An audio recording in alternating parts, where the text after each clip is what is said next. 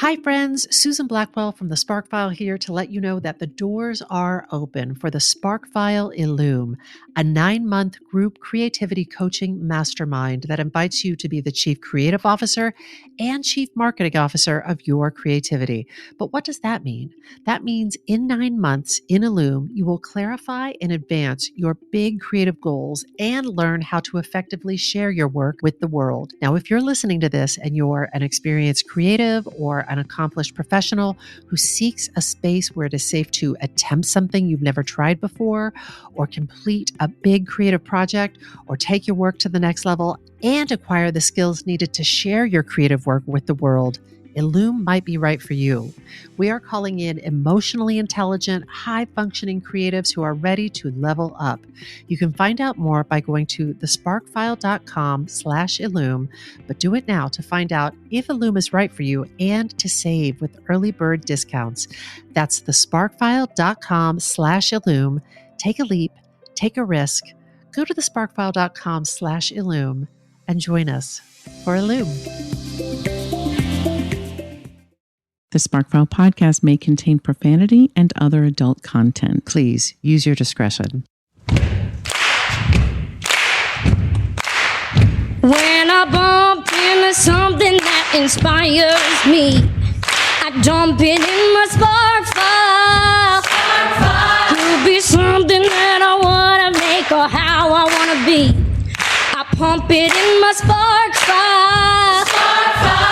I jump into my spark file. Let's open up the spark file.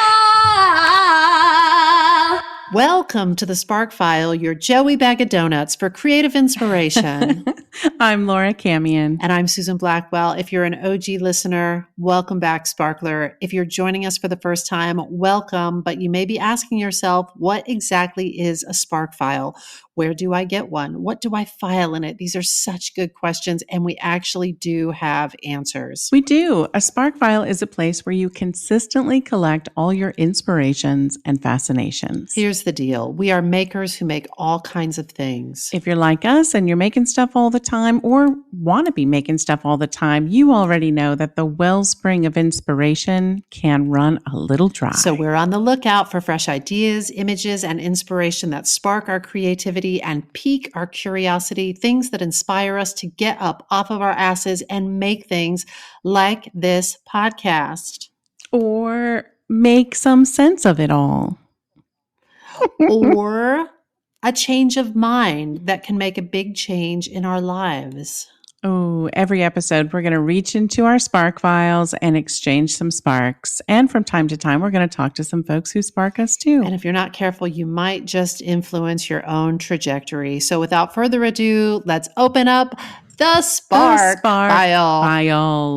Hi, Cammy. Hi, Blackwell. Oh, Cammy, and I'm so happy to hear your voice. I'm happy to hear your voice too, Susie Q. Cams, I'm so excited to talk to you. I've been saving some things to talk to you about, saving it for the pod. Oh my God. There is so much to catch up on. Yes. First of all, if you listened to our episode on armchair treasure hunts, then you have heard the story of the Forrest Fenn treasure. If you haven't listened to that episode, shame on you. How dare you? Go back and listen right now. But if you don't want to, here's a quick recap about Forrest Fenn and his treasure. Forrest Fenn, who has one of the greatest names really in real life or in fiction, is this enigmatic Santa Fe art and antiquities dealer who says that he hid a $2 million treasure in 2010. So Fenn, now 89, created this treasure hunt that saw some 350,000 people from around the world race into the mountain wilderness to follow strange clues that he wove into this 24-line poem, which he published in his autobiography, The Thrill of the Chase. The treasure is this 42-pound chest, and it's loaded with gold and artifacts and ancient jade carvings and antique coins. In pursuit of this treasure over the last 10 years, some people quit their jobs, some people blew through their savings, some people ended their marriages, 5 men died. But on the bright side, there have been lots and lots and lots of people who got up off of their asses and they hunted for that treasure. They went out into nature and they hunted for that treasure. So on June 6th, in a blog post, Forrest Fenn announced that the treasure has been found. But Forrest Fenn didn't say much. In his statement, he said, it was under a canopy of stars in the lush forested vegetation of the Rocky Mountains and had not been moved from the spot where I hid it more than 10 years ago. He refused to say exactly where it was found, and he would not reveal the identity of the finder. All he would say is the guy who found it does not want his name mentioned. And he said he's from back east, and that's about all he said. Suze, there. Okay, so of course, I had to read more about this because I'm so in it now. So I read all of that, the guy back east, the anonymous, blah, blah, blah. Then I read the mystery is not over because another woman is coming forward and saying that guy, she's filed the lawsuit against Forrest Fenn and the anonymous guy to say he stole the answer from her. This is crazy. It is crazy. And I want to talk a little bit more about that. So that woman is named Barbara Anderson. She's a Chicago lawyer who claims that she spent tens of thousands of dollars on 20 trips to New Mexico and that she had communicated her findings in dozens of emails to Forrest Fenn over the years. Okay, I read that much and I was like, it seemed a little extreme. Just reading that much, that she is suing Forrest Fenn and suing this unknown defendant who, as you said, she alleges that her computer was hacked and this solution she came up with was stolen by this person who's been threatening her with texts over the last few months. And so she has filed this suit in a Chicago federal court. And I'm just like, it's not really the spirit of the game. Yeah. Not really the spirit of the game. It's not. And her claim is that this unidentified hunter found the precise location of the treasure, not because they solved the puzzle, but because they intentionally hacked her emails and her computer and stalked her physically at the location site. Oh. But my whole thing is like, if you had invented Facebook, then you would have invented Facebook. It's like, if you knew where the treasure was, you would have gone and gotten the treasure. If this person was physically stalking you at the location where the treasure was hidden, it's not like you had your hands on the treasure chest and somebody came up behind you. I don't know. It seemed, my gut in the little bit that I read, I was like, this seems a little wacky. I hope that more will be revealed. I think I read another thing that Forrest Fenn said he will be talking more. He promises like more information to come because of course a lot of people are like, can you at least just tell us like just people a little are bit fucking more pissed about where it was? Yeah. That's right. Yeah. And I was thinking about it. So it's sort of like these people that have been really invested in this in all different ways, invested in time, invested in travel, invested financially, invested in their imagination. They're like, this is the end of the story. The end of the story is a guy from back east found it, but he doesn't want me to say anymore. I was like, this has been such an interesting, creative narrative. Yeah. So they're like, I want to read the end of the book. You can't just not give me the last chapter of the book. Yeah, I definitely, like, at first when you texted me and we were texting back and forth about this, I was like, I have to know what's in the chest. And so I feel a little satisfied that I did learn more about that. Like, the chest itself is like made out of bronze and the chest itself is 20 pounds and the contents are 22 pounds.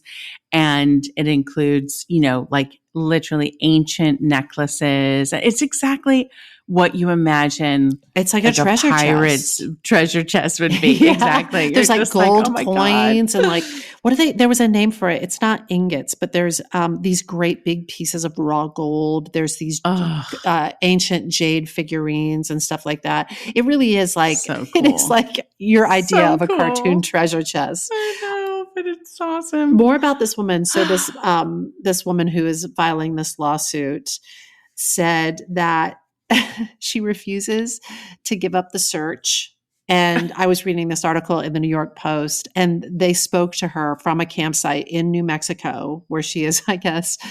But then I was like, if you're refusing to give up the search, then what does that that means that mean? you're insinuating that it's still out there. And if you've solved it, then walk right up to it and pick it up. Like, this is where it feels like there's holes in her story. Little disconnect there. But apparently she's made these 20 plus trips searching for the treasure, accompanied by her dog Cupcake. And my hope is that someone please base a character on this woman in the TV pilot you write about a ragtag band of armchair treasure hunters and their mascot Cupcake the dog. Suze, did you see the documentary? I just came across it now. I'm sure it's on now because of someone winning it. But when you were researching, did you watch the documentary called like Fens Explorers or something? No. So I literally just saw it moments before we got on to record today. So I was like, oh my God, I got to watch that. So she may be featured in that documentary on Amazon Prime. I hope it's really good. I hope it's really good too. I can't vouch for it though, because I didn't turn it on yet. Speaking of really, really, really, really good things to watch. Oh, if you recall, gentle listeners, the episode that Camian did, that spark that Camian did about self-reliance. You told us about a TV show called Alone. Yes. If you didn't listen to that episode, it's waiting for you wherever you get your podcasts. And in that episode, Camian, you told us about this TV show now in its 6th season that I had never even heard of. Yes. Where they essentially drop 10 survivalists in some remote location. They're not together. They are individuals. And then not knowing how many contestants are still in the game and not knowing who has tapped out, they just try to survive alone in that wilderness as long as they can until the last man or woman standing wins $500,000. Camian, we finally found this show, and we are obsessed. You're watching it. You're watching it. I'm so excited. Camian, I'm so excited. It's so funny. When you were telling me about it, I was like, I've never heard of this show. And I was like, wait a minute, what? Wait a minute. How does this work? And now you must have been like, you dum-dum. That show is so interesting. I'm so excited that you're watching it. I thought you were bringing it up because season 6 is now finally airing, and it's in the Antarctic. And they've changed the rules just a tiny bit. This instead of being like the last one, it used to be like if you were the last one to survive, they would come and get you and say, hey, we're taking you home. You're the last one. You won. And you wouldn't know if that was like 30 days in or, 70 days in. In the Antarctic, you must make it 100 days. No, this is how they set it up. You make it 100 days in the Antarctic, which is longer than anyone's made it anywhere.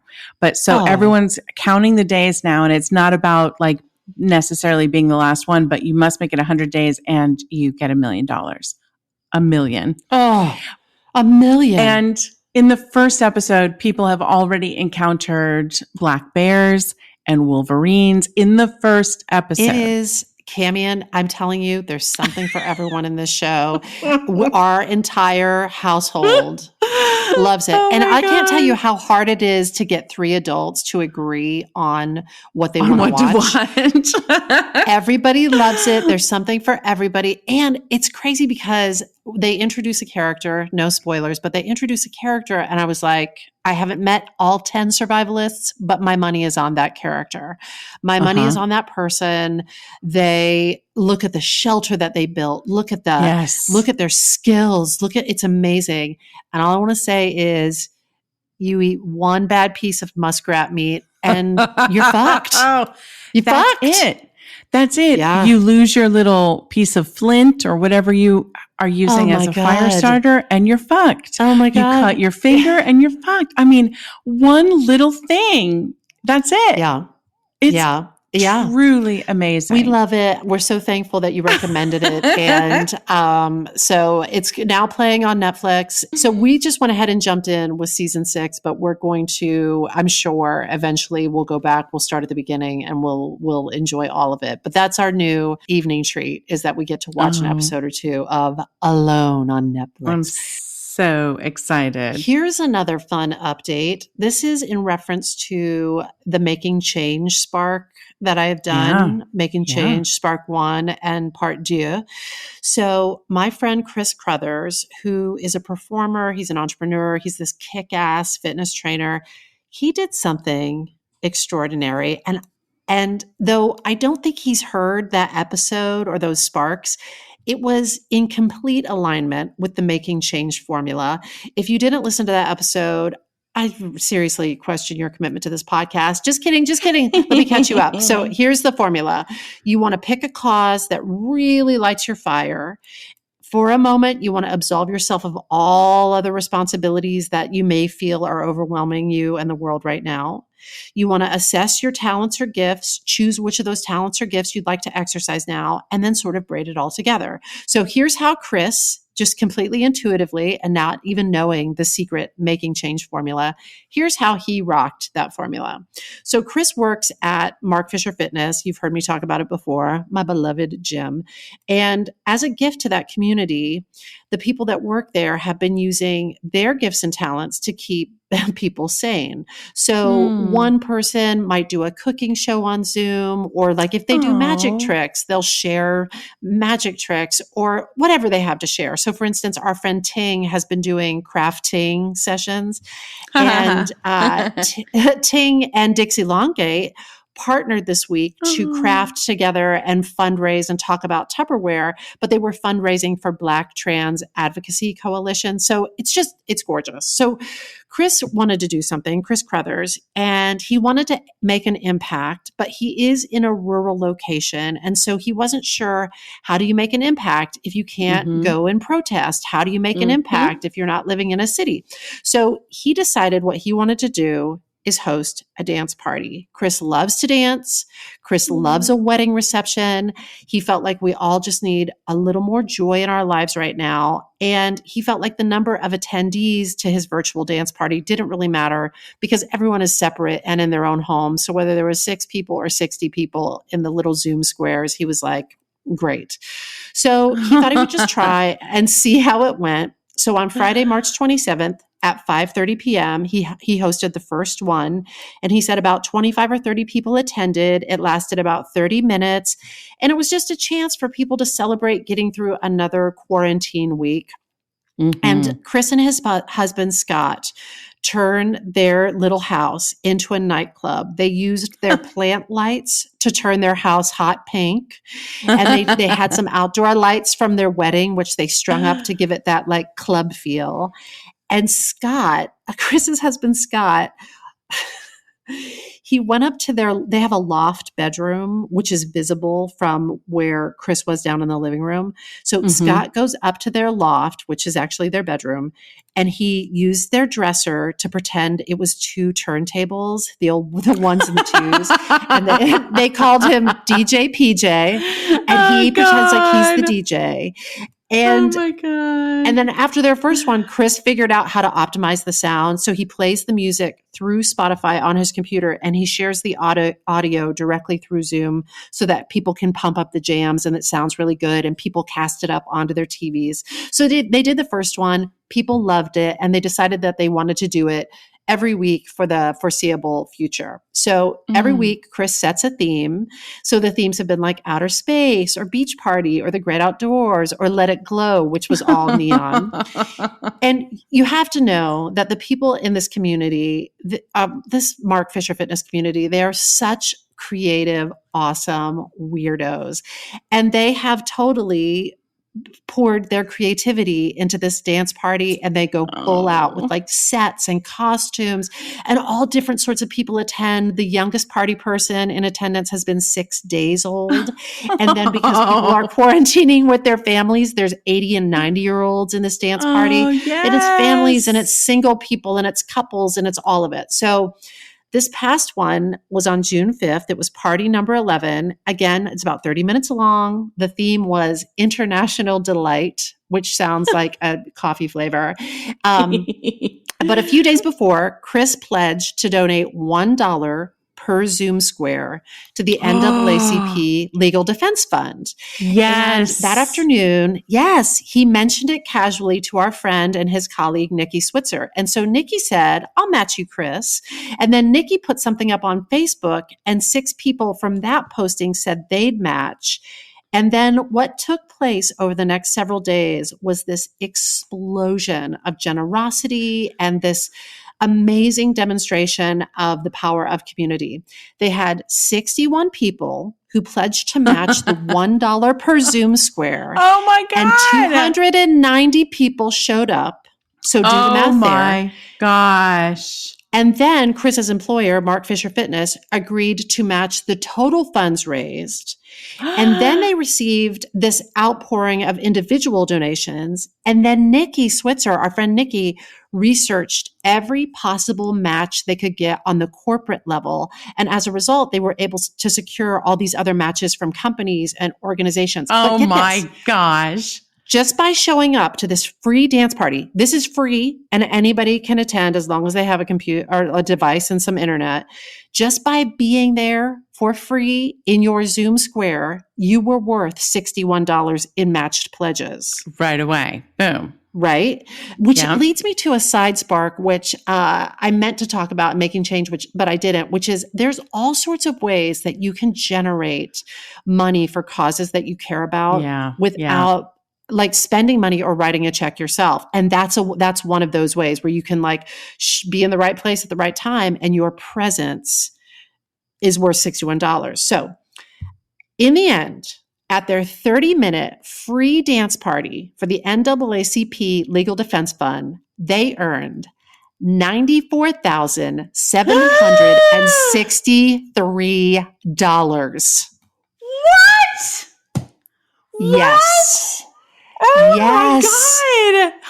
Yes. This is amazing. Isn't that crazy? He said that as they were like jamming out and dancing, they are watching the numbers increase and increase. And they're all just like dancing and crying. And he said they still can't believe it. He said that Chris said he recognizes that he initiated it, but he hasn't been able to wrap his mind around the fact that it grew in this way. He says he took that spark, he fanned it into a flame. And along with that community of people, they worked to make this bonfire. And it really does. It speaks to the power of community, the power of math and exponential multiples, the power of action, which I want to say can look like so many different things. I know that there's this meme going around.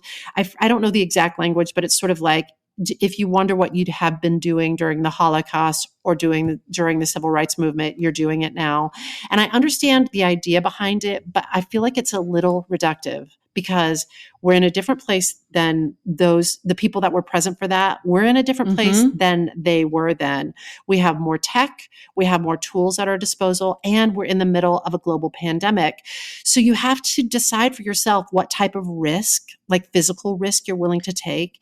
Yeah. And I think sometimes people think that live protesting is the only powerful way to make your voice heard. And I believe that there are so many other powerful ways to take action, and Chris's action and Nikki's actions are proof of that. Gosh, amazing. So if you would like to join the dance party, you can go to, I'm going to say it, then I'll spell it. It's chriscrothers.com/dance party. ChrisCrothers.com/dance party. And for right now, it's every Friday at 5:30 p.m. Eastern time. It's about 30 minutes long. It's a way for people to celebrate that you've gotten through another pandemic quarantine week.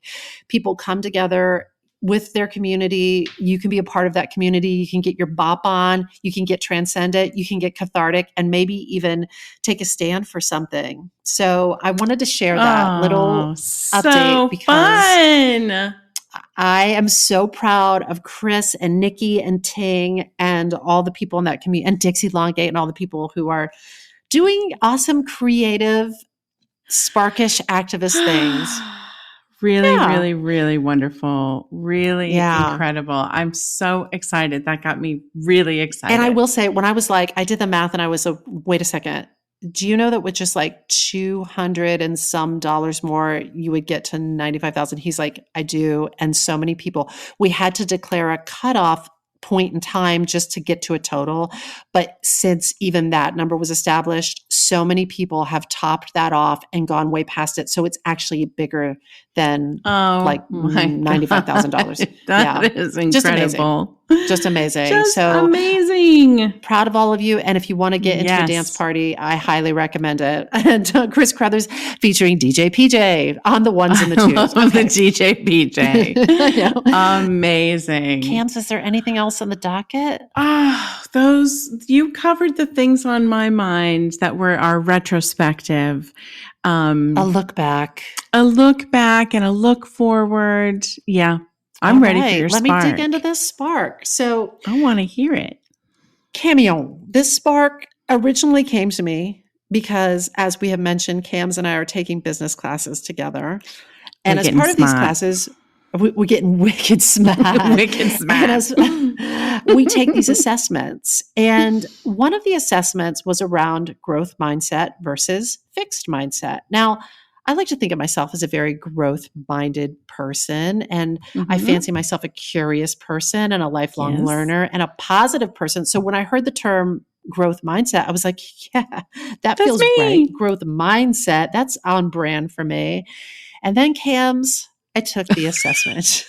Oh, no. Yeah. So for fun, I thought all of us could take a little assessment together. Cams, I'm going to ask you some questions. Listeners, you beautiful sparklers, if you want to play along at home, I would love that. So here we go. Okay. Which mindset do you have? Answer these questions about, we'll say for the purposes of this, about intelligence. I'm going to read each statement and you decide whether you mostly agree with it or disagree with it. Okay. There's 4 of them. Here's number 1. Your intelligence is something very basic about you that can't change very much. Agree or disagree, Cams? I disagree. Okay. Number 2, you can learn new things, but you can't really change how intelligent you are. Agree or disagree? I disagree. Okay. Number 3, no matter how much intelligence you have, you can always change it quite a bit. Agree or disagree? I agree. And number 4, you can always substantially change how intelligent you are. Agree or disagree? I agree. I think in fairness, that was the same question 4 different ways, but I'm not sure. Kind of. That's what it sounded like. Actually, questions 1 and 2 are the fixed mindset questions. Your intelligence is something very basic about you that you can't change very much. And you can learn new things, but you can't really change how intelligent you are. Those are a fixed mindset point of view. And questions 3 and 4 represent the growth mindset, meaning no matter how much intelligence you have, you can always change it up quite a bit, and you can always substantially change how intelligent you are. So those reflect a growth mindset. And I would say that you, in your responses, represent yourself as a growth mindset person. But you can be a mixture. We'll talk more about that in a second. Most people typically lean towards one or the other. But here's the jam. What if I substituted words like sports ability? I'm going to say this again. Your sports ability is something very basic about you that you can't change very much. Agree or disagree? I would disagree. You got to remember, my dad was a coach, so I feel like this is an unfair question. I know when I asked you that, I was like, you have been exposed to some things that I have not. That's I'm like, right. no, of course you can improve that. Yeah. Okay, so when I say, if I would say something like, you can always substantially change how your aptitude around sports, what would you say to that? I would say agree. You can change it. So this is where I feel like, I remember on the assessment we took, it was specifically about somebody's basketball prowess. And I was like, I think you kind of have the gifts you have with basketball. I don't think I'm going to be playing. It was tricky. I'm not going to be an all-star. Yeah. And I was like, but you can substitute in things like artistic talent, sports ability, business skill for the word intelligence. Yeah. But it's not only about your abilities, it's also about your personal qualities too. So I'm going to share some statements with you about personality and character. And Okay. Cams, I want you to decide whether you mostly agree or mostly disagree with each one. Here we go. Okay. Okay. You are a certain kind of person, and there's not much that can be done to really change that. I disagree. No matter what kind of person you are, you can always change substantially. I agree. You can do things differently, but the important parts of who you are can't really be changed. You can do things differently, but the important You can parts do of things differently, but the important parts of who you are can't really be changed. I'm going to disagree. And you can always change basic things about the kind of person you are. I agree. So here, 1 and 3, those statements 1 and 3 are the fixed mindset statements. And 2 and 4 reflect the growth mindset. But you kind of got tripped up where I got tripped. I just in your hesitation. Yeah. Yeah. Like in your hesitation, I heard something. I could be projecting. But when you can do things differently, but the important parts of who you are can't really be changed. I struggled with that because I was like, isn't there like a center, like an essence, this little flame that burns inside of me that is is sort who of you are. that is who I am. Yeah. Yeah. Yes. Exactly. So that's the part where I was like, I think that's, but that I think that feels like it may represent like sort of a fixed mindset point of view. So those are tricky. what were you going to say? Those are just, I mean, it's tricky because assessments like that are really, I think, difficult because you're going to always like, I want to pick apart the question and say, well, what do you mean by who you are? If you believe that you are an assemblage of behaviors and characteristics, well, then, yeah, I guess you can change all of those. You can change your behavior and you can change, you can change certain aspects of yourself. So I don't know. I think sometimes it's easy for, like, I got stuck on some of the questions on those assessments as well, like the introvert one. And, I think I told you, like, there was a question about, like, at a party, would you be, someone who's talking to everyone or alone in a corner or something like that? And I was like, well, if I was at the party, I'd be talking to everyone, but you're not mentioning how hard it will be to get me to go to the party in the first place. Because I'm like, you're not going to get me there. I'm going to be at home alone in a corner. Yes. I was just like, there's some faulty questions here. And the other piece, well, it's pretty specific in the assessment that we took. Like I said, there's that piece about, like, do you believe like your sports ability, it was like really, really specific. Whereas if you filled in sports ability with creative ability or intelligence, I may have a different answer.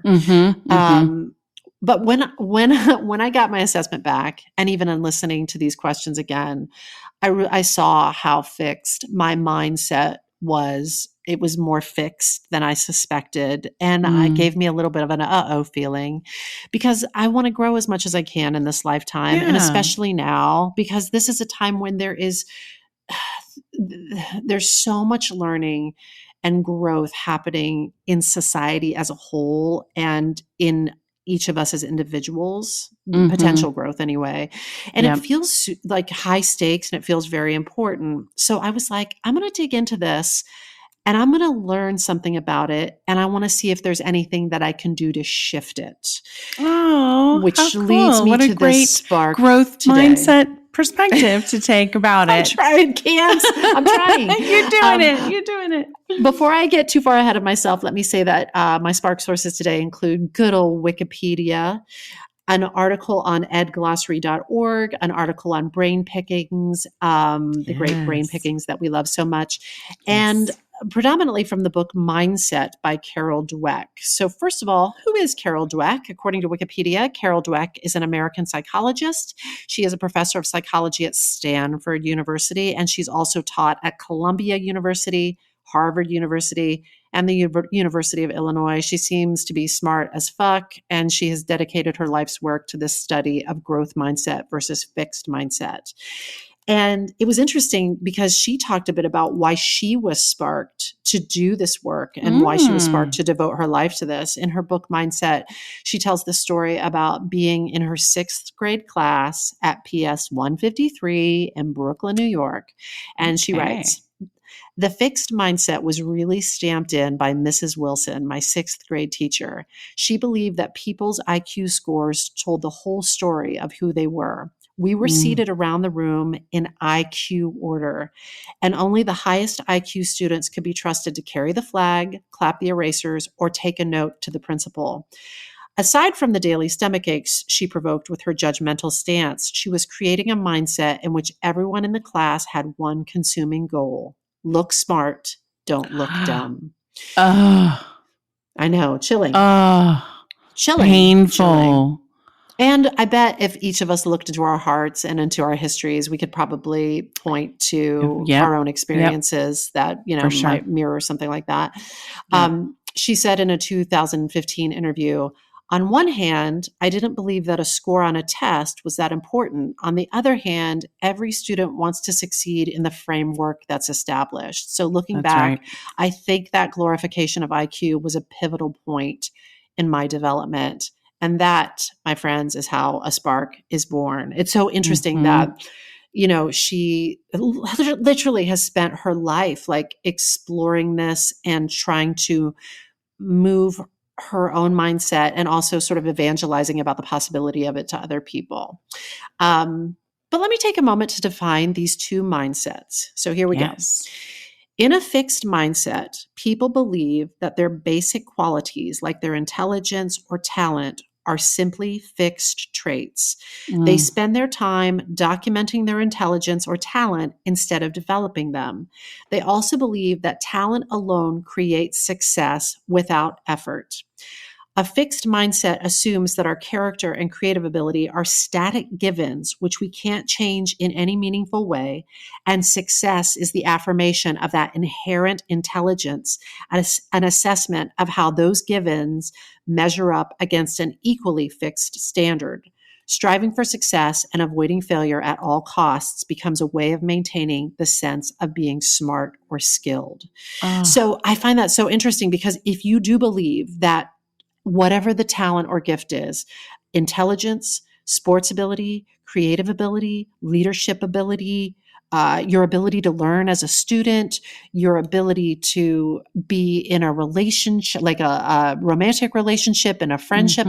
Like if you think that those things are fixed, and I don't, but in some of those cases, I'm like, where I've had less exposure to it, I'm like, I think it's pretty fixed. Like you have the cards you're dealt.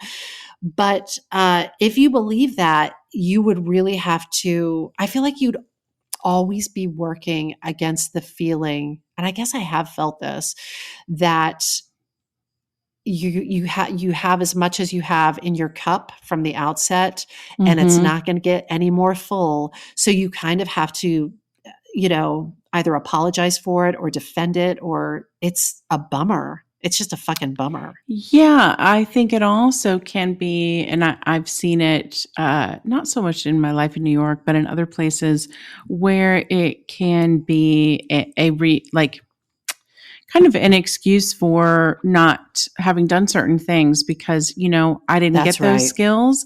And so therefore I don't have to work hard for it because I can just sit back and say, oh, well, I didn't get that. I didn't get that in my bucket. And that's exactly it also, right. Kind of a defense mechanism too, because I didn't try. Yeah. It's a defense mechanism. It's something convenient to blame, that on. My friend, Dan Marshall, I was just mentioned to him that I was like working on the spark, and he said he has this theory. I shouldn't name him. I was speaking to a nameless friend, and they were saying that like people who don't believe in evolution, he's like, how would you have a growth mindset if you don't believe that we Oh. are capable of evolution? Oh my God. Which I thought of was course. really, really interesting. You just don't even think evolving is in the cards for anybody. Yeah, I thought that was super interesting. Alternatively, let's talk about growth mindset. In growth mindset, people believe that their most basic abilities can be developed through dedication and hard work. Brains and talents are just a starting point. A growth mindset thrives on challenge and sees failure not as evidence of unintelligence, but as a heartening springboard for growth and for stretching our existing abilities. So, yes, you may have been dealt some cards, but then it's about how you play the cards. You know, that description of growth mindset is like the very, very tippy top ideal, because I definitely think I have a growth mindset and still find failure to be so uncomfortable. And it's something I'm literally trying to grow to embrace the idea of failing, being okay. Yes, you and I are in the same growth boat with that. And I feel like if that will be our life's work. That will be our life's work, Carol Dweck. Out of these two mindsets, which we manifest from a very early age, springs a great deal of our behavior, our relationship with success and failure in both professional and personal contexts, and ultimately our capacity for happiness. There's this really great infographic that accompanies the Brain Pickings article, and it illustrates I'm going to read to you what it illustrates, but it's a beautiful little infographic, and maybe we can put it up on social media. So it's sort of like it's a picture of the two mindsets. So in the fixed mindset, intelligence is static, and it leads to a desire to look smart and therefore a tendency to avoid challenges, give up easily, see effort as fruitless or worse, ignore useful negative feedback, and feel threatened by the success of others. And as a result, somebody with a fixed mindset may plateau early and achieve less than their full potential. All of this confirms what is known as a deterministic view of the world. And then on the other hand, the growth mindset, or the idea that intelligence can be developed, and by and please fill in the blank, intelligence, creative abilities, athletic ability, math, leadership ability, all of it. Yep. If you embrace that those things can be developed, it leads to a desire to learn, and therefore a tendency to embrace challenges, persist in the face of setbacks, see effort as a path to mastery, learn from criticism, find lessons and inspiration in the success of others. And as a result, people that have this mindset reach ever higher levels of achievement, and it gives them a greater sense of free will. Does that make sense, the distinction between those two? 100%. And as you're describing them, I'm thinking how great it is that if you're listening and you think, maybe I have a fixed mindset, you can even change that. That's right, Camian. Can I tell you how I've clutched that to my chest throughout all of this? Oh my God. That's right. You're absolutely right. So Carol in her work makes it clear, and I think this is critical. All of us have elements of both. We are all a mixture of fixed and growth mindset. And she presents it as a simple either or for the sake of simplicity and for people's understanding. But people can also have different mindsets in those different areas. So I might think that my artistic skills are fixed, but I might believe that my intelligence can be developed, or that I might think that my personality is fixed, but that my creativity can be developed. And she said that they found that whatever mindset people have in a particular area will guide them in that area. And that made a lot of sense to me, because I could point to areas where I was like, I feel pretty growth mindset in this area, but in this area, that feels pretty fixed. So for instance, in terms of my intellect, I think with effort and with a good teacher and an approach that complements my style of learning, I feel like I do believe I can increase my comprehension of, say, something that wouldn't come naturally or easily to me, like geometry or chemistry. Mm-hmm. And when I think of working on a romantic relationship and seeing improvement because of that work, that feels right to me, and it feels very growth mindset to me. Yeah. But as I said earlier, when it comes to something, especially things that are like physically based, I have a fixed mindset. Like I have held this subconscious belief that I could never learn how to play the violin or be like a great basketball player or anything like that. But in all honesty, I've never really tried. Like that's right. I've never had I've never tried. I've never had a coach. I've never sought that evolution. So what the fuck do I know? Though I guess there are physical things that I have tried to improve. Like there have been periods of my life where I've worked really hard at being a better singer and being a more confident singer. And I'm like, there are certain physical limitations. I will never sound like Audra McDonald. I will never have a belt like Stephanie J. Block, but I guess you could say, I guess I have gotten more confident. I mean, confident enough to sing on a Broadway stage without shitting myself. So yeah, so I guess there's that. Sometimes like the measuring stick that we're like we're measuring it against, like, are you likely to become a professional violinist in this lifetime? Probably not, you know, or to play women's basketball. That ship has sailed, most likely. Like there's also, you get to a certain age and you're like, okay, if you're measuring it against like, could I be a professional at that? You know, you get to a certain age and you have to rule out a number of things that probably aren't going to happen. But could you learn to play intramural basketball and have fun doing it? Could you learn to play the violin for your own enjoyment and maybe the enjoyment of a few friends and family? Absolutely.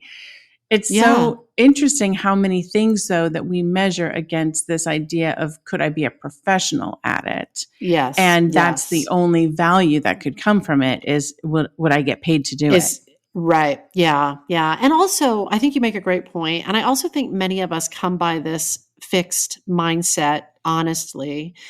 In her book, Carol writes, Malcolm Gladwell, the author and New Yorker writer, has suggested that as a society, we value natural, effortless accomplishment over achievement through effort. Yes. We endow our heroes with superhuman abilities that led them inevitably towards their greatness, as if Midori popped out of the womb fiddling, Michael Jordan dribbling, and Picasso doodling. This captures the fixed mindset perfectly. But so we have been a little bit, I'm like, it's not insane that we have features of the fixed mindset because, oh my God. And we believe that, like, you know, pick whoever your person is.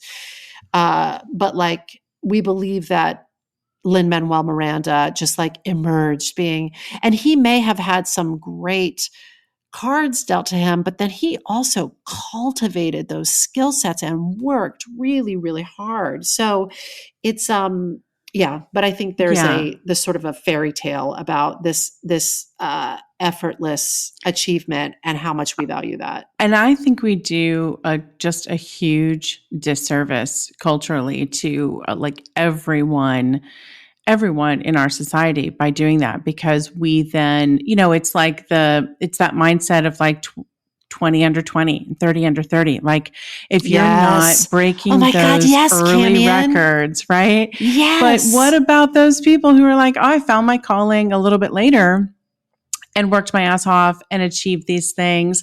I don't know if I've ever told you this, but like I have this thing that gets me. I just talked to my dad about this too, but I was like, Dad, like sometimes I feel like just as a society for like hundreds and hundreds and hundreds of years, we like someone will have a baby and for the first 18 years, everyone's excited and hopeful, like maybe they'll change the world. Maybe they'll do something great with their life and they have so much potential. And then by 21, they're like, yeah, you're not going to do anything great. So then they have a kid and then they put all the energy into the kid. And then we're like, okay, this child could be something great and maybe change the world and do something amazing with their life. And it's like, if it didn't happen by 21, you should start looking for a spouse and have a child and put your hope into that child. And I'm like, I'm not against the having of babies or anything like that. I'm just saying, like, there's a lot of life left to be lived after age 25. And if you're saying, like, this person is either determined that they're going to do something great or not great by 25, you're like, wash my hands of it. Nothing to be expected there. Cams, I think love that's that. so sad. Don't you feel like, though, like, don't you feel like you're coming into your own, like, creative prime and power now? God, yes. Holy shit. Yes. Yes. So let your Nanny Cams and Nana Susan be your guide on this. Absolutely. Come with us into the growth mindset. We're going to do great things with our lives. And there's still time to everyone. There's still time as long as we're breathing. That's right. So she gives great examples throughout the book of all sorts of people from all different walks of life and areas of expertise, artists and scientists and writers and all photographers and all different kinds of people that were not considered extraordinary as children, or athletes who weren't considered to be, like, graceful, or people who failed, like great photographers who failed out of their first photography class, that sort of thing. Oh my God, I want to read this list. Yeah. One of the things that she takes a deep dive into that caught my imagination because I do have a fixed mindset around, or I have had historically a fixed mindset around, like, physical things, is Muhammad Ali.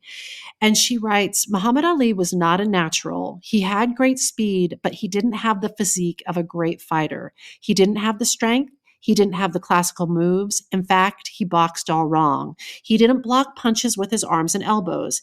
He punched in rallies like an amateur. He kept his jaw exposed. He pulled back his torso to evade the impact of oncoming punches, which Jose Torres, this boxing trader expert, said was like someone in the middle of a train track trying to avoid being hit by an oncoming train, not by moving to one side or the other side of the track, but by running backwards. So he, like, physically, he wasn't like the greatest of all time, but he did have this mental prowess that he would study other boxers and study their psychology, and he would just come at it from that way, and it made him a champion. It made him an absolute undisputed champion. So, but like I said, she provides so many examples of athletes and artists and painters and business leaders and teachers and students and musicians, and how their growth mindsets, or in some cautionary tales, their fixed mindsets, changed the course of how they lived their lives and the things that they achieved. And as I read her book, I noticed myself starting to open up to new ways of thinking. So movement is afoot. Yes. So obviously I'm especially interested in how this growth mindset complements creativity.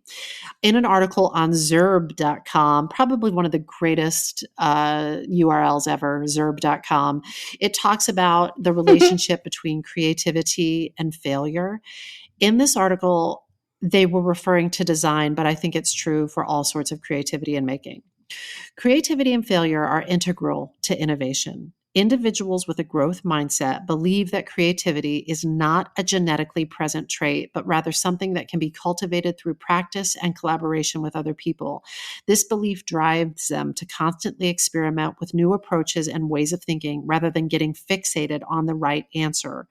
Moreover, to create truly innovative products, designers must be willing to make mistakes and fail over and over again. They Mhm. must be able to acknowledge their mistakes, work through them, often in a public way, in order to extract maximum learnings. This is no small feat. Failure can be painfully revealing and requires a level of vulnerability that is difficult for most people to bear. This is only possible with a growth mindset. For individuals Oh. with a growth mindset, failure isn't a permanent state or an indicator that they lack basic abilities. They view failure as an opportunity to develop and iterate on an idea further. So I'll tell you, Camian, there it this speaks to me. It just speaks to me because like you Yeah. were saying Yeah. earlier, perceived failure in a public Mhm. forum, it's Yep. challenging. It's Yep. painful. But Yep. I like the possibility of this. Yep. I still struggle with that. I love the idea. When we were at the Performing Arts project over the summer teaching, and those Yeah. students were all learning how to fail. And there's a whole lot of research and, a number of people in addition to TPAP that are really working on people understanding failure in a different way. And if you go way back to Benjamin Franklin or Albert Einstein, I mean, these were people who, like, we think of like, oh my gosh, like they're the smartest people and accomplished so much in their lifetime, these Renaissance people. Um, they embraced failure so completely. There was like, yeah, every time I fail in this experiment, that's one thing I can cross off. Okay, that doesn't work. Let me try another one.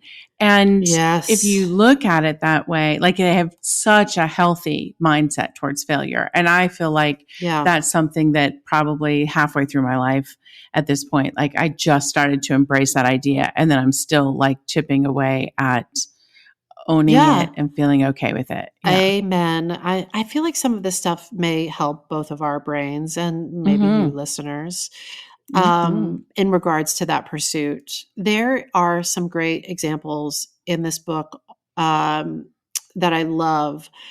One example that supports growth mindset is in a passage entitled, "Is Artistic Ability a Gift?"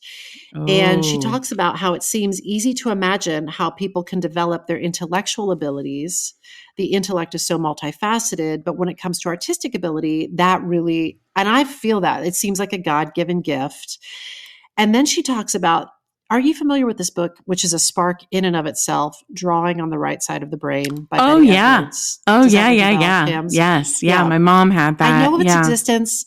Yeah, Yep. I've never really cracked it open, but in her book, Carol Dweck shares some of the before and after self portraits drawn by students before they entered Betty's course, and then 5 days later after they had completed the Drawing on the Right Side of the Brain course. Uh-huh. And I'm telling you, it goes from these things that look like basically kids drew them with whatever their non-dominant hand was, Uh-huh. to actual self-portraits that look like they were drawn by people in an art class. So Amazing.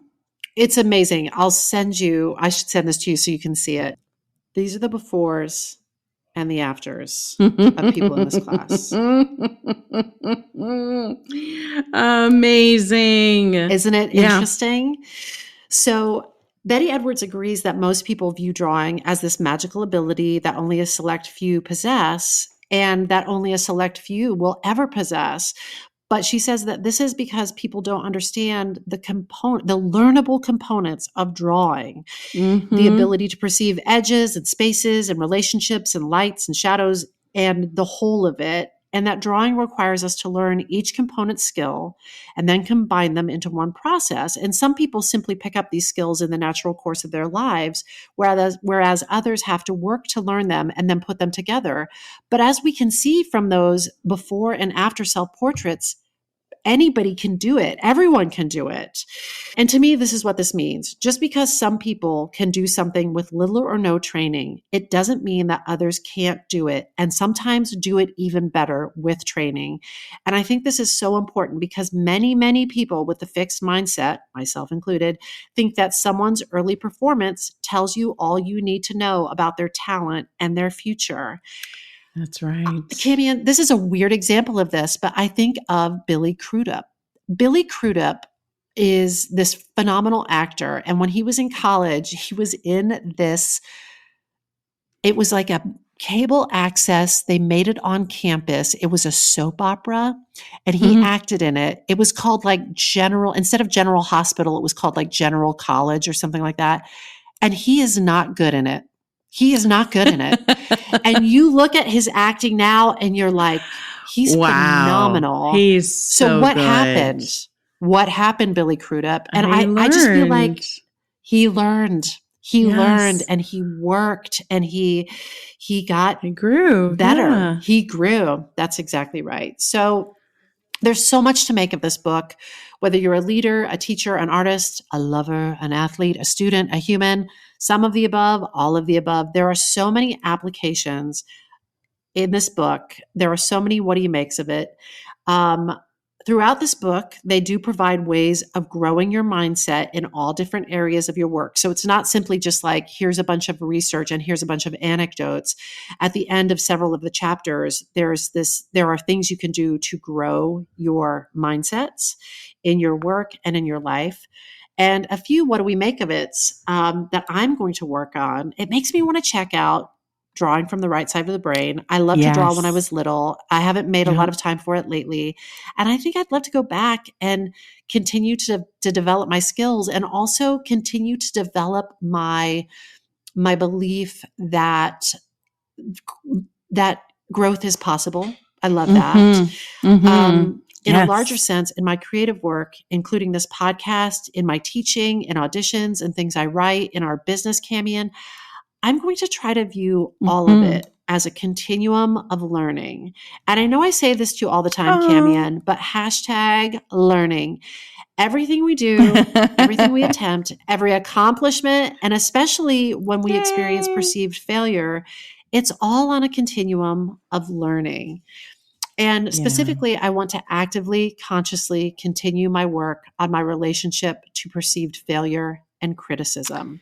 You know, this is something that I struggle with. And if you receive criticism from a place of a fixed mindset, it's just so devastating because it's a comment on your fixed abilities. And there's not much you can do but just take the hit. But if criticism has the potential to be the spark for real growth, then it might still sting, but I think I can receive it in a whole different way. And even potentially with gratitude. It's what we talk about when we talk about our let me try that again process. After you get past the initial discomfort, the why is this happening to me? And you settle down and you dig into it, the learning of it, and get to that, why is this happening for me? What can we make of this? What can we learn from this? What can be mined from this? What might be celebrated from this? It's just a continual commitment to living in that growth mindset. I love that, Suze. Oh, God bless. I'll do my best. That sting. I just feel like such a sensitive. And sometimes that first sting is so painful to me, but just like the conscious knowledge that it will pass. And then it is always immediately after that what my greatest growth happens. But one last, what do we make of it? There is a lot of social change happening right now, and people all along a continuum of awareness and learning about the history of our country and the systematic racism that has actively tried to suppress people and the ways that I, as a white person, have internalized that. And sometimes I can feel myself and I can see others feeling bad because we feel like we're failing at it. We feel like we're not doing it right, like we don't know enough, fast enough, or soon enough. And it can feel overwhelming. But what if instead I view all of it as possibility and as opportunity for learning and continual personal evolution, and that could contribute to greater societal change and personal evolution? Yes. And what if we approach it from the place that we and this situation are not fixed?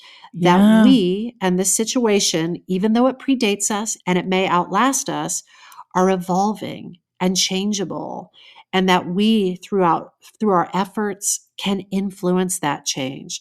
That, I go from feeling overwhelmed to feeling energized by it. So that is my spark for the day. Yes. And that is what I am. That's what I'm carrying in my little heart. Thank you, Carol Suze, Dweck. that's Thank a you, really good Mindset. spark. Carol Dweck, I need to read your book. Oh my gosh. It sounds so good. It's interesting how, and as I said earlier, it's not either or. All of us contain multitudes. And I would venture a guess that, you may be like me, like a hot combo platter of some fixed mindset and some growth mindset. And I can see how I have evolved and changed as a person. And that is evidence that some part of me obviously embraces a growth mindset, but I can also see where I have room for more growth mindset. So, yeah. Something tells me that if you have a growth mindset, you're always aware of more growth that could be had. And that's one of the gifts of that mindset. So there you go. Good. More growing, more learning. As long as you can draw a breath, more growing, more learning. Oh, Cammie, and should we take a little breaky? Okay, a little one. Suze, that was such an amazing spark. Thanks, really like it. And I think it's going to be really helpful for people. You hear those terms thrown around, fixed mindset and growth mindset. And sometimes I think it's so good just to take a moment to be like, let's really what is that again? Consider what that is. Yeah. I was totally like, growth mindset. Yes, of course I am. And then I got into it and I was like, oh, maybe not so much. Learning. Hashtag learning. Hashtag learning. Suze, I'm going to tell you a little bit about my spark. I'm going to jump into it. I'm stoked. Well, we are another week into our COVID-19 public health crisis. And actually, now we can add another official public health crisis to the list because in a long overdue move, many cities are declaring systemic racism a public health emergency. Did you know that? Oh, no. No, really? Which I think is a great thing. I mean, long overdue. Let me say that again. Long overdue. According to an article in The Guardian, systemic racism kills both instantaneously and insidiously. It burdens Black and Brown Americans with generational trauma, contributes to higher rates of infant mortality and heart disease, and even speeds up the aging process.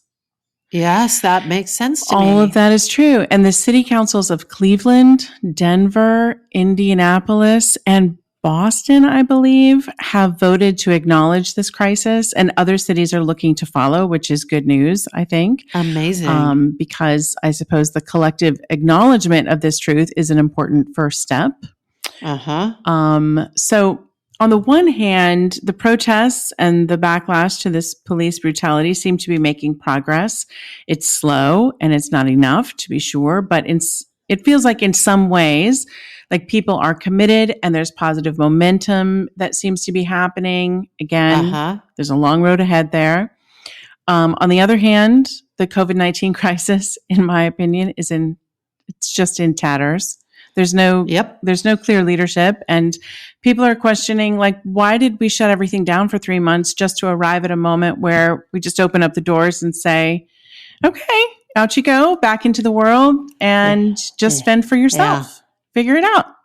Wear masks, don't wear masks, social distance or don't, whatever. Good luck, everybody. So I find myself getting really frustrated about that.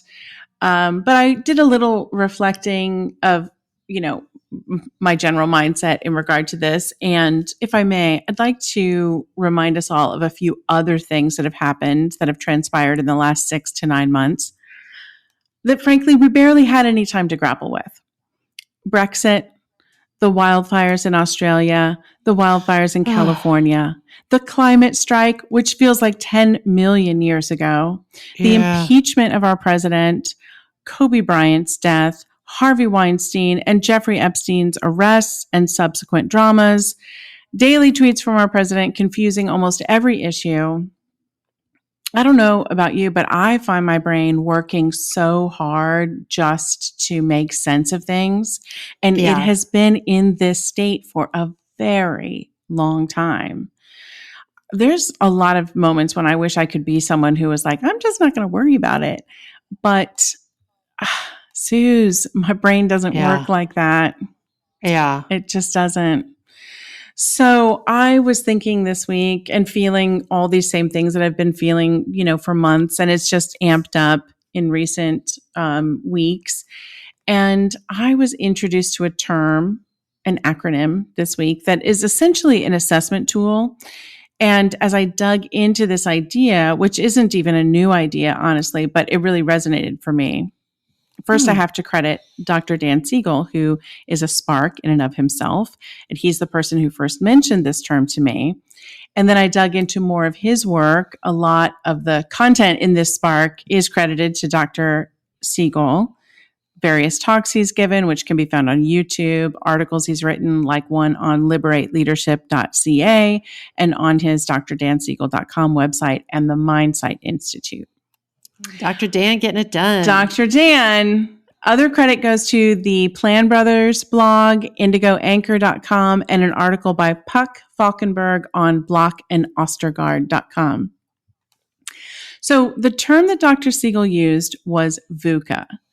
We're living in a VUCA world right now. And the term VUCA is an acronym that originated from the U.S. military in the late 80s. It was based on leadership theories by Warren Bennis and Bert Nanis. It was used to describe the global landscape after the Cold War. It's meant to describe the volatility, uncertainty, complexity, and ambiguity of the world we're living in. And the idea was to name this new landscape so that leaders could better assess situations by giving them a common language and a common framework to consider the variables. Okay, so it's volatility, uncertainty, yes, complexity, and ambiguity. That is correct. And VUCA. VUCA. And in the 20 years that followed the creation of this term, the military continued to find this term useful as a way to describe the extreme conditions in Afghanistan and Iraq, because the conditions were completely unique and greatly affected the way the Army approached the situation and perhaps completely changed the nature of warfare overall. Eventually, and not surprisingly, the term made its way to boardrooms and leadership forums because it was obvious that in the 21st century, business rules were changing quickly. The technology advances happening so fast, globalization, and the business world learned of the term VUCA and began to apply it to their senior leadership trainings. Although it seems like it apparently became one of those trendy words that sort of come and go, it actually was a useful way to put a common understanding around sometimes overwhelming challenges. I've never heard it before in my life. You know what is so interesting is that while I was doing my research, there appears to be a sprout of the use of VUCA around 2014 through 2018. And it was describing the intensity of how quickly the world was changing and information overload, technology advances. And then after the 2016 election, the endless stream of drama and chaos that our lives feel like they've been in. So it seems like it really sprouted up then.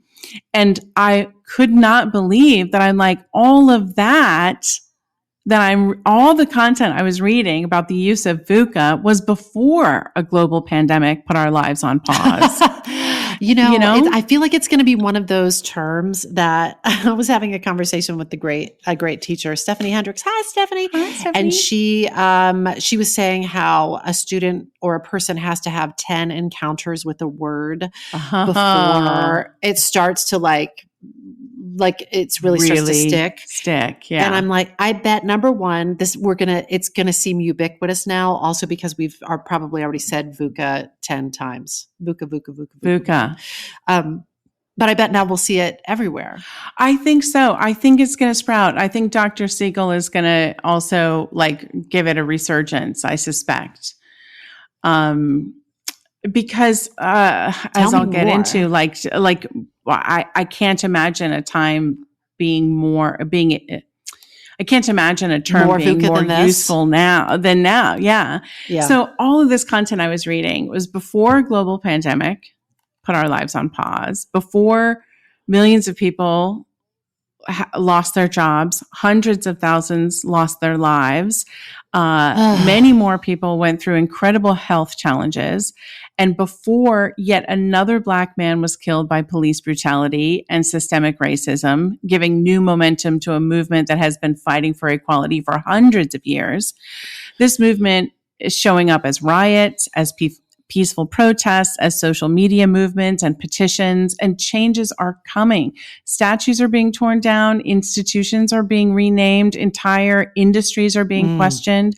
Change is coming, and that is good, but there's a lot more work to do. And all of this is to say, if ever there was a time when volatile, uncertain, complex, and ambiguous truly described the landscape we're in, it has to be right now. It has to be right now. That's so VUCA. It's yes. so VUCA. All right, so let's take a closer look at what each of the components of VUCA means. Okay. And the funny thing is, again, as I was doing this research, all the descriptions were like, oh, right, that's what it would mean in like a business setting or a military setting. If you were going in to try to capture Osama bin Laden, you would assess, for these different, assess the situation, using these different traits. But I had all new examples creep in. So V is for volatility. The definition of volatility is the liability to change rapidly and unpredictably, especially for the worse. This refers to the speed of change and the inability to predict that change. So essentially, it's a fancy way of saying we don't know what the hell's going to happen, and there isn't a clear path. And it could happen fast and at any moment. Yes. And it could go like really towards the worst. Yeah. Yeah. That's right. We're in an evolving situation. Change is happening fast. And of course, there have been many times throughout history when it felt like change was happening fast. Obviously, it's all relative too. The Industrial Revolution is one that comes to mind. Like we saw a lot of technology that was developed and used in World War II, and then it was transformed quickly to be used in people's domestic lives. And that felt very fast for everyone. It just felt like, oh gosh, everything's changing. Ironically, just a few years ago, the world felt incredibly volatile due to globalization and the ever-changing and updating of technology. In the business world, when you combine that with like faster innovation and increased competition, you start to see exponential, not linear change. Like when you have that sense like progress is like leaping ahead before you've even had time. Mushrooming. Yes. Yeah. You're like, oh, I just got my Blu-ray discs and now they're already on to the next thing, right? That's so VUCA. Yes. That's so VUCA. So that kind of thing was happening just a few years ago. And now here we are in this pandemic and the rates of infection are changing rapidly. The rules seem to be changing daily. The sheer number of things that are changing in our lives and the rate with which they're changing must be off the freaking charts. I mean, it's beyond because it's all those things that were already volatile and more now. Yeah. Yeah. Okay. U is for uncertainty. In business terms, this be a great name for a children's book. U is for uncertainty. Is for uncertainty. Child, embrace it. In business terms, this typically is referring to the ability or inability to predict like the next big thing. Like if this were just about leadership, this would be all about like doing your research to know enough that you could make some reasonable predictions in order to lessen the uncertainty of your company's actions, right? Yes, like in our business class, we do all this research, we do all of this market research, we do all of this, but this is that's right. Like the times we're living in right now are so unprecedented. Like what are we looking to try to find certainty? It's very difficult. It's very difficult. And the definition of uncertainty is the lack of predictability, the prospects for surprise, and the sense of awareness of issues and events. So suffice to say that our president has always viewed unpredictability as an asset in business and in reality TV. Like the cliffhanger of we'll see what happens is essentially a teaser like tune in next week to see what we ultimately decide to do with your healthcare insurance benefits, for example. Like it's the opposite of comforting to have the leader be like, we'll see, tune in to find out what crazy thing we've decided to do now. And I personally think that we're all desperately craving some ounce of information that could help us feel just a little bit more certain. Like this entire time, we're doing our best to navigate on a micro level, just figure out the details of our personal lives, but we're looking for some concrete information or some leadership that could make us feel a little less uncertain about the future at large. Yeah. So uncertainty, I'd say that one's off the charts as well. Yeah. C. You're 2 for 2 here. Volatility off the charts. Uncertainty off the charts. Now let's go to complexity. C is for complexity. Yes, right. So complexity is the multiplex of forces, the confounding of issues, a lack of cause and effect, or confusion surrounding it. So, oh my God. Sometimes you might not feel like things are uncertain or volatile, but you can still find that they're complex. Again, we have volatility, we have uncertainty and complexity, but not always. You don't always find that. So again, prior to all of this, a business might grapple with complexity because if you change one thing, you affect another. So they might want to like reorganize their structure, but that will affect jobs, which will affect company culture, which will affect morale, which could in turn affect productivity and perhaps the ability to innovate. So what we're feeling now is this interconnectivity and complexity of various situations. Like on a national level, if you keep people at home for their health and safety, you negatively affect the economy. If people lose their jobs due to a health crisis, they lose their health insurance when they need it most. If kids can't go to school, then parents can't go to work, and on and on. So these things are inextricably tangled and extraordinarily complex. And I think we feel every bit of that. Like, I don't think anyone actually believes like there's an easy answer to any of this. I think my personal frustration comes more from like, well, are we trying to figure any of it out? I don't know. I can't tell if we're trying to figure it out or if we're just like, we'll see what happens. Back to uncertainty. Right. So finally, A is for ambiguity. And ambiguity refers to the potential for more than one interpretation, inexactness, the potential for misreads, mixed messages, and confusion. So typically, this would be about those times when you and your team are looking at data and your interpretation of the same numbers are different and both interpretations are plausible. Like maybe there is more than one way to interpret a situation. And if you're a business trying to make a decision in a VUCA world, you would explore those various potential meanings. But here we are as individuals in an extremely VUCA world. And when I read about ambiguity, I thought of a few things. Number one, again, sorry to harp on this, but our failed leadership in this time of need, like intentionally leading with confusing and mixed messages. And I think about the media and how politicized everything has become. So the exact same incident can and will be interpreted for us in opposite ways so that we intentionally have different understandings of the same event. We're looking at the same picture and we're seeing different things. And I have to admit, this is when I feel a little bit hopeless. I feel like I don't see a path back to a neutral state, like a way back to sharing of news in a neutral way so that the facts aren't distorted in order to create intentional ambiguity. So I'm not going to lie. I mean, why start now? Because I've been honest and frank this whole time, but I think the reason I was sparked by this acronym this week is that it did help me get a frame around all the various fears and seemingly random anxiousness I was feeling an am feeling. Oh, yeah.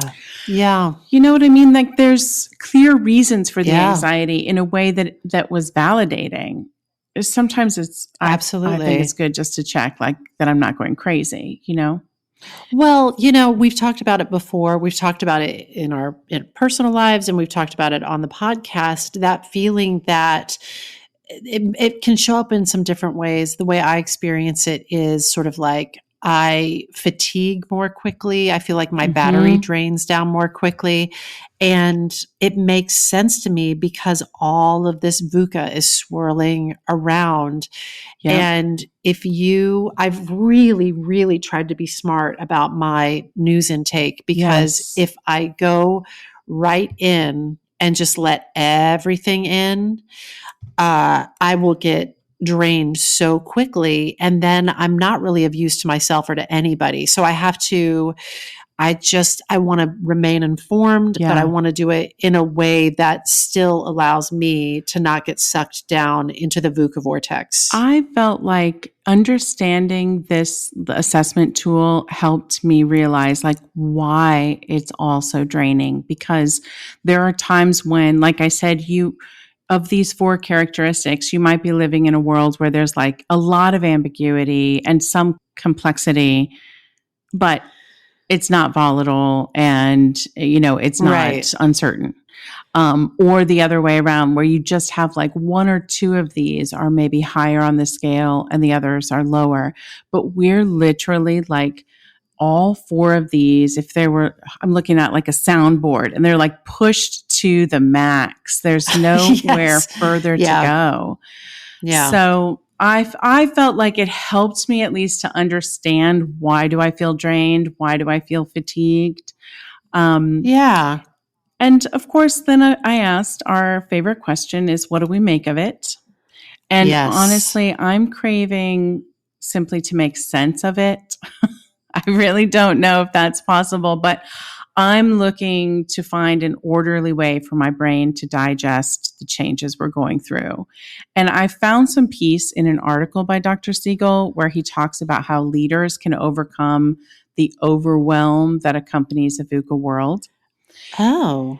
And the truth is, yes, and granted, he wrote this article before the where we are now. Like the dumpster really exploded into flames. That's right, before this. Yep. But nonetheless, what remains true is that our brains are not changing as fast as the world changes.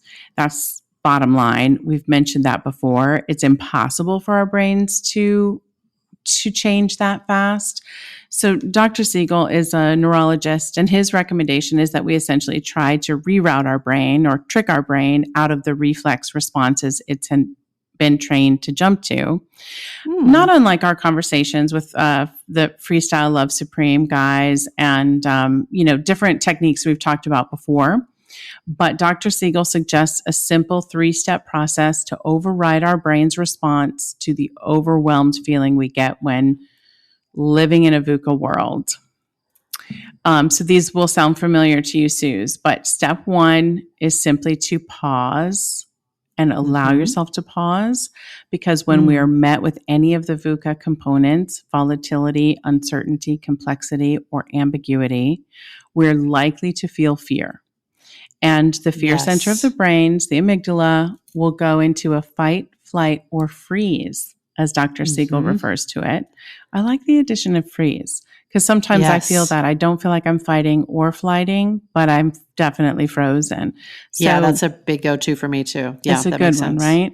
So your brain will go into fight, flight, or freeze, and we want to try to disrupt that pattern if we can. So pausing might feel counterintuitive in our lives. I know for me it does too. Like, I can't slow down. I must keep, everything's telling us to drive forward, heavy on the gas pedal. But we really need to take an intentional pause for space to consider and process what our next steps are. According to science, just 1 to 3 minutes of pausing can create the shift in our brain to move from overwhelm and get to a state of resourcefulness and problem solving. Step 2, again, the amygdala feels like we're living our lives on high alert, Yeah. And when the amygdala is on high alert, our breathing tends to become shallow. You know this. Yes. And what we want to do is break that pattern. So just a few slow breaths can literally change your brain. Could be the box breathing, which we talk about often. Mhm. 4 counts in through the nose, hold for 4, 4 counts out through the mouth, hold for 4. You can repeat that several times, or just a few long, deep, full breaths in through your nose and out through your mouth. And that'll do it. That simple act can break the cycle and calm our amygdala response. Nice. Finally, step 3, according to Dr. Siegel, is to acknowledge. We've talked about this previously too. The goal is to let our emotions move through us. So it's not about trying not to feel what you're feeling. It's much more useful to first consciously acknowledge what you're feeling. You can do this simply by naming your emotions. As Dr. Siegel would say, name it to tame it. Studies. I love that. Oh my God, I've never heard that. Name I it love that. to tame it. Studies Yeah. have shown that the simple act of naming our emotions can help reduce their impact. So just saying those words aloud. This is stress. I'm feeling angry. I'm having anxious thoughts. Yes. One note here that he really stresses, it's important to use the word feeling or having in this naming rather than saying, I am angry. I am. Try Yes. to say, I am feeling angry. Feeling. And that differentiation, Love it. yeah, it's really, really important because when you use I am, it defines our identity and we are not our emotions. So I am feeling angry is just creates a little bit of distance between you and what you are feeling. So they're not the same thing. That anger is not you. So you're naming, I'm feeling anxiety, I'm feeling frustration. And as you name them, you're likely to feel the power of them reducing, lessening their hold on you. Your amygdala softens, you regain your ability to make a choice. And now you choose how you respond from here. And once you get to that state, you can ask yourself, how do I want to be right now? In what way would I like to be showing up? And you can name this too. My intention is to be calm and focused. And then think about how that feels in your body. A few minutes of thinking about how it feels to show up as your intention, and your body will respond. It's a really simple process, and we've talked about it in different shapes and forms and different pieces. It's validating to hear it like straight from Dr. Siegel. But it reminds me of like what things are within my control. And it really sparked me to make sure that I'm creating a routine of self-care right now, because there's so much happening in the world and so much happening in my work life and my family life. And it's so cliche to say this, but I know I literally cannot help anyone else unless I take care of myself first. Yes. Yep. So that was my big takeaway from this. But this spark really led me down a rabbit hole. In fact, I'm not entirely sure I'm out of it yet. But while in this hole, I came across a medical term called Wolff's Law. Have you ever heard of this? No. Wolff's Law. It was developed in the 19th century by a German surgeon named Julius Wolff. And Dr. Wolff discovered that a bone in a healthy person or an animal will adapt to the loads under which it is placed. Meaning, if the load on a particular bone increases, the bone will remodel itself over time to become stronger to resist that sort of load. Wow. Thanks to Wikipedia for that concise explanation. But essentially, every time stress is applied to our bones, they adapt to the stress. And I suppose this left me hoping and praying that Wolff's Law applies not just to our bones, but to the rest of us as well, that we're able to grow and adapt to handle the level of stress being put on us as individuals, as a country, and as humankind. Nicholas Matsky said about Charles Darwin's Origin of Species, "It's not the most intellectual of the species that survives. It's not the strongest that survives, but the species that survives is the one that is able best to adapt and adjust to the changing environment in which it finds itself."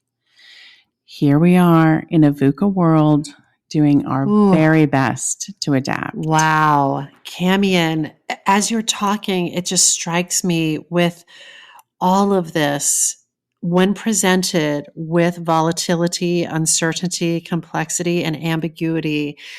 Of course, I think we're all seeking, and there is comfort in being able to order it, even in those four buckets. Do you know what I mean? Yes. Like just it being helps able me. to provide ourselves with a little bit of, there's something about, maybe it's just me because I respond to like organization that And calms me acronyms. down when things are like, and acronyms.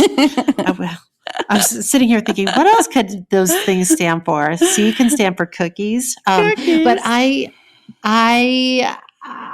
think it's interesting to me that just the act of sort of ordering it and naming it is helpful. And Yeah. also I'm fascinated by that age-old response, which is we have got to calm down our lizard brains. my We've got God. to, like, if we're going to be of any use to ourselves, if we're going to be of Yeah. any good service to anyone else or to the world, we're going to have to do it from a place from like a strong foundation instead of fight, flight, or freeze. Well, because it doesn't seem like anyone is going to swoop in and help alleviate this level of stress we're feeling. We've got That's to right. find a way to manage it ourselves. We're on our own, Yeah. and we have to find some self-care, routines to get us through. And I think Yeah. like the acronym helped me so much because each of those, I guess previously I would have just gone around saying like, ugh, it's just chaos. It's all so chaotic. Yes. And yet Yes. there's actually fine distinctions between the different sensations that we're feeling. And it's because it's not all the same thing. Volatility is different from uncertainty, is different from ambiguity, is different from complexity. And so there was something satisfying, I guess, to help me categorize it. It's not just a big soup of chaos. It actually can be ordered in my brain. Yeah. Are there any specific, what do we make of it, acts of self-care that you are committing to? Definitely breathing more. I find myself now, good 4 or 5 times a day, just getting up from the computer, getting to a different space and just breathing for a few minutes and just, setting my intention on remaining calm, disengaging in some ways from work or things that, it's easy to lose perspective on and think, oh, the sense of urgency about this thing, whether it's, homework for our class or it's something I needed to do for work. And I will try to disengage this sense of, disconnect the sense of urgency from the act of doing it, calm myself down. Yeah. And then it doesn't take that long to actually get it done. I look forward to, I'm psyched to share this. I think this is so, I don't know. It's so interesting. Thanks, Dr. You're Siegel. going to say Thanks, it's a Lord VUCA Camion. world, aren't you? You're going to just go around saying it's a VUCA world. And people are like, what are you talking about? I guarantee that now that I have heard this for the first time, I'm going to see it everywhere. It's going to be ubiquitous and something that I was like, it's like the TV show Alone. Like I had no awareness of it, but now that I have awareness of it, I'll be seeing it everywhere. Oh, I'm so happy you're watching great that. Spark. Thank you. You too. I too, and So I happy to cannot talk to you. wait. What episode are you on of season 6? Only one. I've only watched one. Oh, I'm ahead of you on season 6. Oh my Woohoo. gosh. Oh, I'm excited. I've watched 2. I might watch some more. Oh, I hope I tonight. didn't spoil anything. Shit balls. No, you didn't. You didn't. Okay, good. I didn't know what episode, like what season you were watching. So I just assumed like all those things have happened in all those seasons. So. Is it ever repetitive? Or are you like, this is endlessly fascinating because the landscape changes and the people change and their skills endlessly change? Fascinating because the landscape changes, the people change, and the skills change. But also it always surprises you who can't handle being alone. It's amazing. I am not a survivalist, and I'm surprised where I'm like, where is your grit? Where's that like, huh? I don't know. I know. I'm like, you seem a little easily frazzled. Sometimes people, but what do like, I know? In other seasons, I don't know if it happens in this one, but in other seasons, you'll see someone who's like literally built a campground with a home and with a sauna and with a smoking station, a barbecue station, everything, a little makeshift gym. They've done everything. And then they're like, I'm going crazy out here. I don't know what to do with myself. I'm going to tap out. And I'm like, you have set yourself up to survive like for years. And now you're just like, but what they couldn't handle was when they didn't have anything else to do. They could not handle being alone. I get it. Because what you're watching is a super edit of their experience.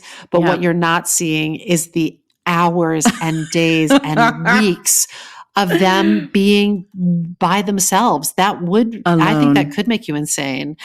Also, I'm just like, why do you need to build yourself a tiny makeshift gym out of pine trees when your entire life is a workout? That season was a little crazy and people criticized it because you also you don't want to expend calories working out. You just don't. Exactly. Because you don't have enough of them coming in. People gained weight to go on the show because they know they're going to shed it as anyway, listen to us just going on and on about alone. Okay, more on that in future episodes of the Spark File. Friends, we hope this put another bunch of sparks in your file. Listen to us. If there's a spark you'd like us to explore, or if you've taken a spark and fanned it into a creative flame and you'd like to share that, we hope you'll email us at thesparkfile@gmail.com or submit it through our website, thesparkfile.com. And we will even be growth mindset and take your feedback. But you know the price of admission. First, you have to share a creative risk that you have taken recently. You can follow us on social at The Spark File and be sure to subscribe, rate, and 5-star review this podcast. If you like this podcast, we hope you'll share it with people you love. And if you didn't like it, your criticism may be a spark for my personal and creative growth. So rock the fuck on. If something tickles your fancy and gets your creative juices flowing, we are writing you a forever permission slip to make that thing that's been knocking at your door. It's your turn to take a spark and fan it into a flame. When something makes you seethe or makes you feel aggrieved, when times are strange, make social change till all of us can breathe. You gotta take it. And make it. We love you. When I bump into something that inspires me, I dump it in my spark file. Could be something that I want to make or how I want to be. I pump it in my spark file. I jump into my spark file. Let's open up the spark file. Hi, friends. Susan Blackwell from the Spark File here to let you know that the doors are open for the Spark File Illume, a 9-month group creativity coaching mastermind that invites you to be the chief creative officer and chief marketing officer of your creativity. But what does that mean? That means in 9 months in Illume, you will clarify and advance your big creative goals and learn how to effectively share your work with the world. Now, if you're listening to this and you're an experienced creative or an accomplished professional who seeks a space where it is safe to attempt something you've never tried before, or complete a big creative project, or take your work to the next level and acquire the skills needed to share your creative work with the world, Illume might be right for you. We are calling in emotionally intelligent, high-functioning creatives who are ready to level up. You can find out more by going to thesparkfile.com/Illume, but do it now to find out if Illume is right for you and to save with early bird discounts. That's thesparkfile.com/Illume. Take a leap, take a risk. Go to thesparkfile.com/Illume and join us for Illume.